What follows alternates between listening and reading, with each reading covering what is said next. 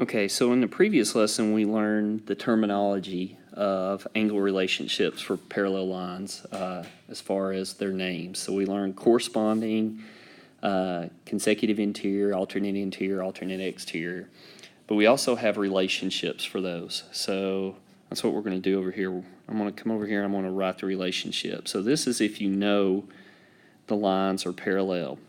So for corresponding angles are congruent or equal. Alternate interior, I'm going to abbreviate here. Those are also congruent. Alternate exterior, those are also congruent.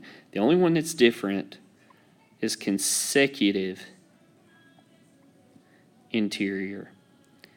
And those have to add to equal 180 degrees. So if you can identify what type of angles they are, then you can get their relationships. So that's what we're going to do right here. So again, going back to the previous lesson, we have here the arrows indicating those are parallel. There's our transversal. It wants us to find the missing measure.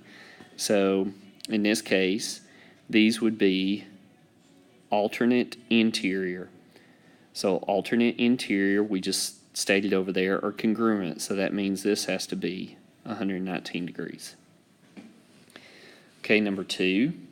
Again, here are arrows to show these are parallel. There's our transversal. These two are corresponding. So again, what did we say? Corresponding or equal. So that's 82 degrees. So as long as you can identify the name, then you know what the relationship is. Okay, number 3. What are these again? These are alternate interior. They're both inside on different sides, alternate interior. So we said those are also congruent. So that's 99. Okay, here's our one different one. These are consecutive interior, one right after the other, both on the inside on the same side. So those have to equal 180. So in this case, I've got to do 180 minus the 75 to figure out what the other one is. So that's 105. So that means this other angle here would be 105. That's how I know those equal 180, is if I add them together. The only difference in this next problem, these next two problems, is that we're doing the same thing, we just have x involved, so we got to do some equations here. So the first one, what kind are these? These are corresponding, which means they have to be equal. So I'm going to set, I'm going to set those equal. So now I just solve.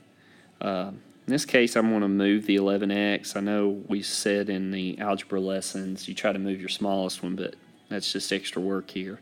So I get negative 8 equals negative 1x. So I divide by negative 1. If I do that, then I get x is 8. Okay, what about number 6? These are consecutive interior. So what do we say? Those have to equal 180. So this one's going to be 9x plus 10 plus 7x plus 10 equals 180. So I don't set these equal. These have to equal 180. Combine my like terms. That's 16x. 10 and 10 would be 20. Subtract 20 from both sides. So we get 16x is 160. Then I'm going to divide by 16. And that's going to give me x is 10. Okay. This one is the same type problem. Let me move this work out of the way. This time I've got to find the measure of the indicated angle. So in this case, it's the one in bold. So I'm actually looking for this angle. I'm going to use the same relationship I just got through doing. So I do 14x plus 2 plus 11x plus 3 equals 180. Combine my like terms, 25x plus 5 equals 180. Subtract 5. It's 175. Divide by 25. So that gives me x is, so we get x is 7. So then once we get x to 7, all we do is we're going to plug that into that expression. So we're going to get 14 times 7 plus 2. So that's 98 plus 2, which is 100.